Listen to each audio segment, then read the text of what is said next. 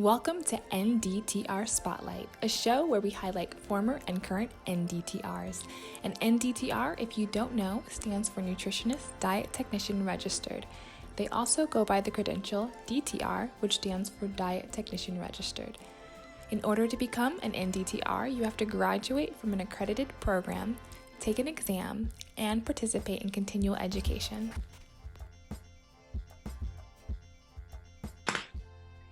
Welcome to NDTR Spotlight. I'm your host, Lauryn. Today's guest I first saw on YouTube as she was featured in one of Kim Rose Dietitian's videos talking about 8 facts about an NDTR. And when I saw this video, I knew I had to have her on NDTR Spotlight.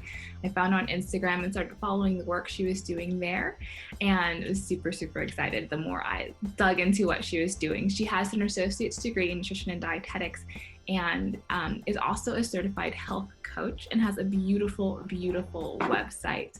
On her website, she specializes in, or this is a direct quote from her website, she's on a mission. Her mission is to help busy women find freedom from diets, binge emotional eating, and find self-confidence again. So I'm really excited for this interview. This is an interview to watch if you're interested in what you can do as a certified health coach and an NDTR and start a website and just start doing things as a DTR. Lauryn, it's so good to have you. Thank you. Thank you for having me. Of course. So let's start with the normal question. What made you decide to become a DTR? I wanted to become a DTR because of my passion for nutrition and food. I've always loved food, and I became interested in healthy eating when I was in high school. So after I graduated high school, I knew I wanted to go into the field of nutrition. I love that. So how did you find the DTR and not the RD credential that a lot of people usually find right away? Yes, so I figured I could start out, small before jumping into the RD credential, just to test out how the field is and if I even liked it. And I did. So now I'm continuing my education, but I started with the NDTR credential because I wanted to see how it was first.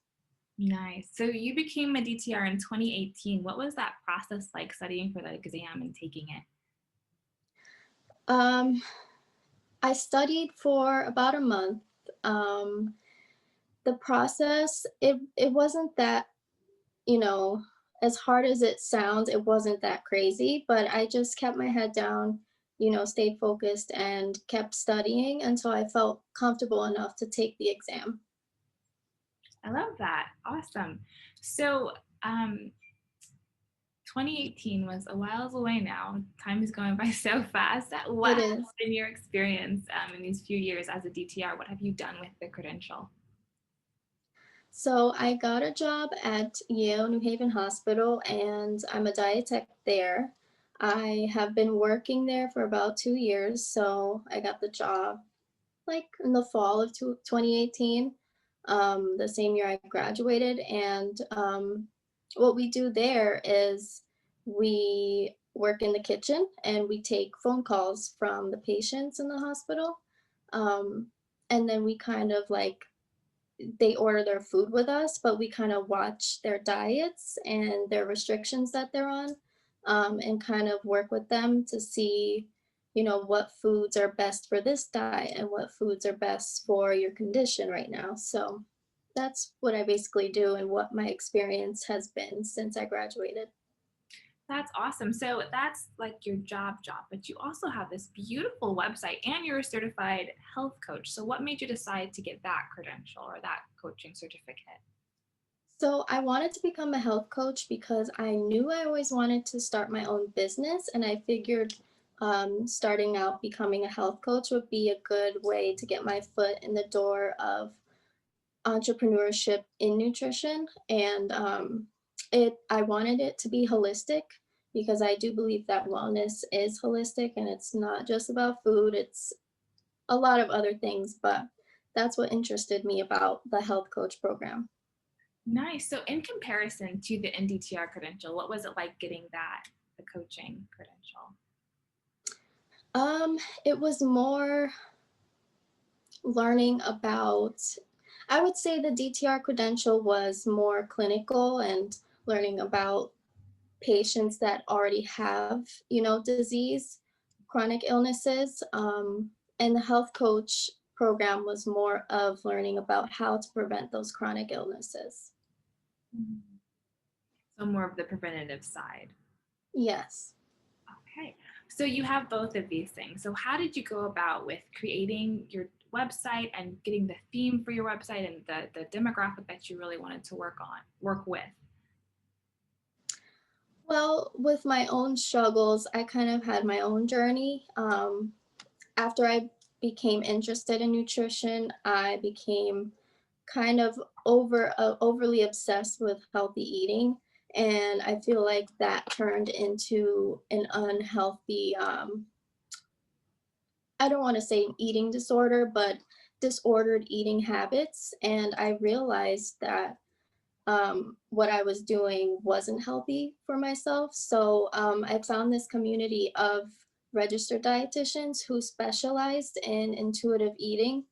And I found out what intuitive eating actually was, which exactly it, what I was going through was the problem. How does intuitive eating affect disordered eating? So intuitive eating would help disordered eating. I feel like it's a solution to a lot of disordered eating habits and eating disorders. A lot of intuitive eating dietitians are working with people with eating disorders. So I feel like that's a big help. And the dietitian who created intuitive eating her name is Evelyn Triboli. I think that's how you say her last name, but you could look her up. She's great, and she gives you all this information on what intuitive eating is. Very cool. So I saw you have some clients talking about working with you and what they've experienced. How do you go about a coaching session and get clients for your business? How do you go about that? So, if a client is interested in working with me, they can schedule a free consultation.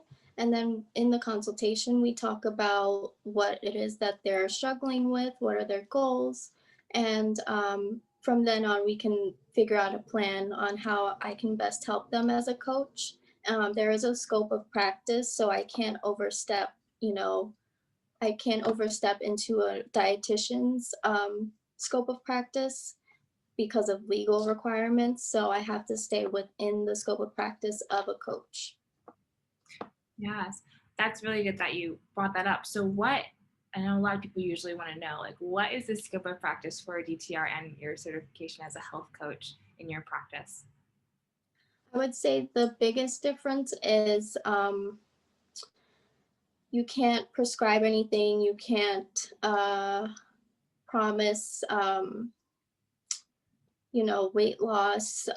You can't, I would say you can't prescribe like a meal plan, like with macros, like specific amounts of macros. I think the scope of practice of a health coach is more of being an accountability partner and encouraging more healthier eating instead of medical nutrition therapy, which is way more specific and in depth. Mm, that makes sense. It's a really good, I love how you explained that. That was really clear and concise. So also on your Instagram, you have a mindset workbook and a healthy kitchen reset guide. What made you decide to make those two resources for your clientele or people who are interested? So I created the mindset workbook because since my coaching business is holistic, I recognized that wellness isn't just food. It's wellness as a whole. So all the parts that are integrated into wellness, which is spirituality, mindset, exercise, career, things like that, all affect wellness.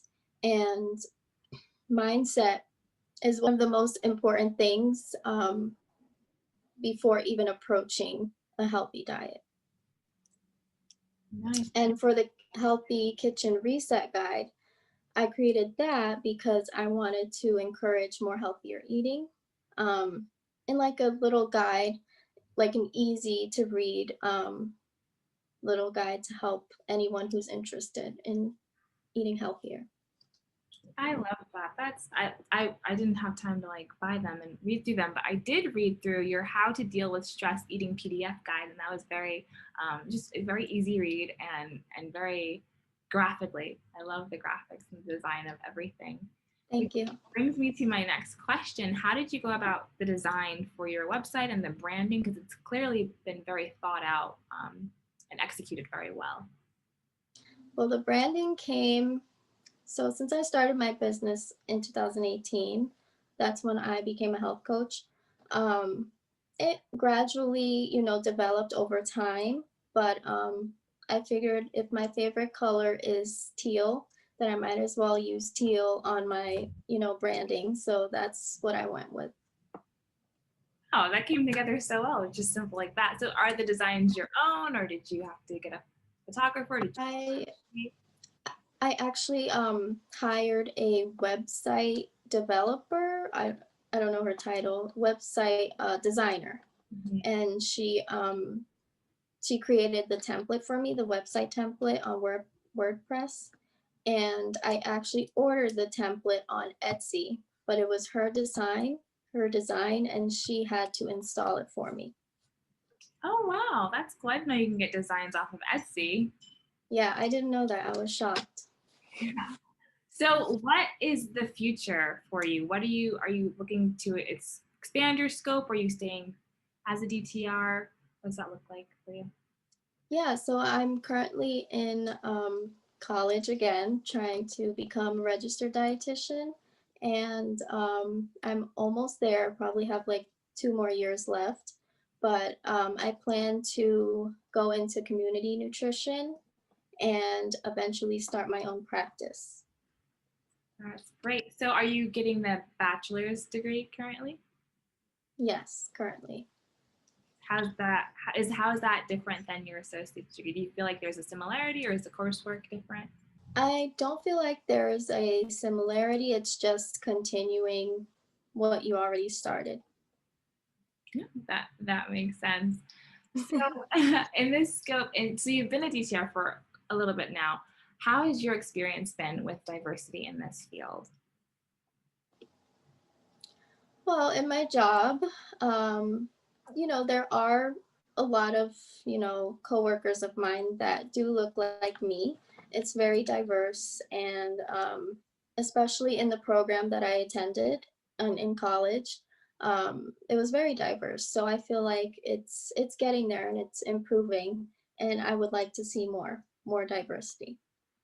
I love that. It's nice when people actually have diverse experience in school. It's not always the case for a lot of people. So I know. that's a blessing to have that.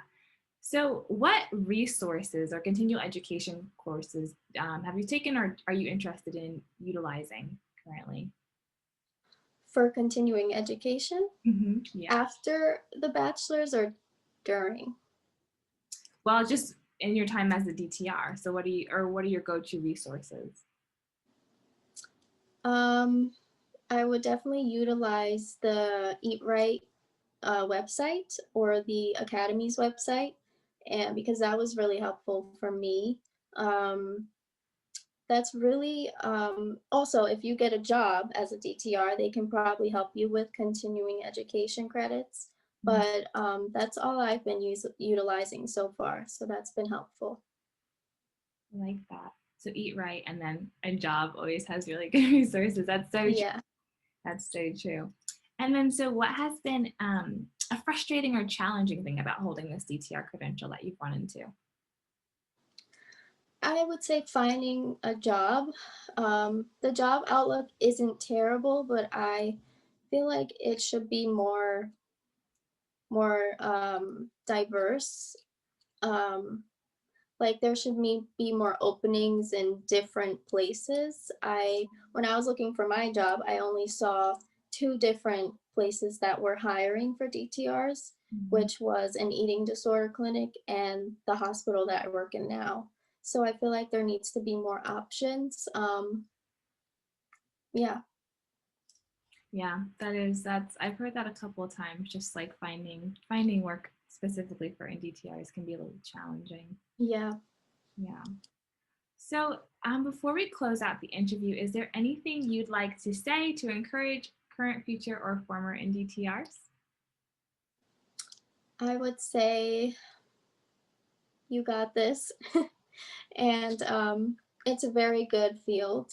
You'll get a lot of experience as a DTR if you are planning to become a dietitian eventually. It's a good way to get your foot in the door. I love that. Oh, I do have one more question for you too. Yeah, A lot of people do ask when they go from the associate's degree to the bachelor's degree, did any of your credits transfer over? Was that a smooth transition for you in the program that you're in now? a lot of them did transfer over. Some of them didn't. So it really depends on the school that you're applying to. And you might have to take some extra general education requirements because different schools require different things for that. But most of all, they did transfer over. That's good to know. Well, thank you so much, Lauren, for your time. If you enjoyed this interview, please give it a thumbs up. Write down below something you got from this interview and make sure to subscribe and hit that bell or sign up for emails to get these interviews sent straight to your inbox. And we will see you in our next interview.